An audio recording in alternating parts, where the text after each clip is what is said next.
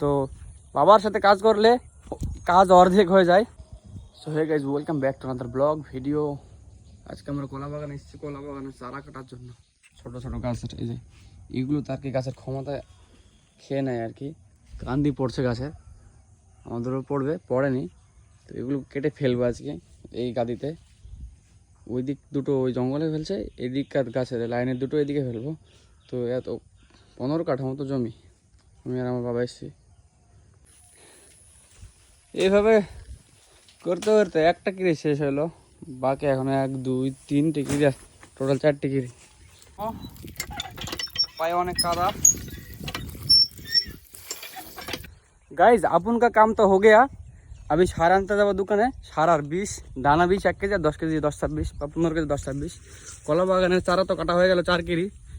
তো বাবার সাথে কাজ করলে কাজ অর্ধেক হয়ে যায়। তো এখন আমি সার 20-এর দোকানে যাব, সার 20 আনতে যাব। তো চলো দেখাচ্ছি বাকি কাজটা।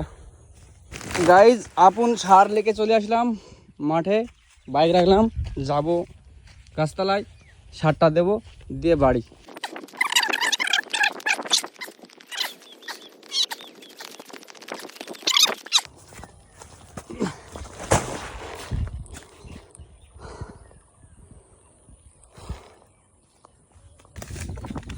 মানে 35-40টা নষ্ট হয়ে গেছে পোকা দিয়ে। এই দানা সেদিন যত্ন করিনি। এইটা 14-35 15 কেজি 10-26 আনতে পেরেছি না, 10-26 টাইট সার মিক্স করে নিবার ভেতরে না ইতে দেবো কলাটা। এটা পরে পানি সাথে স্প্রে করে দেবো।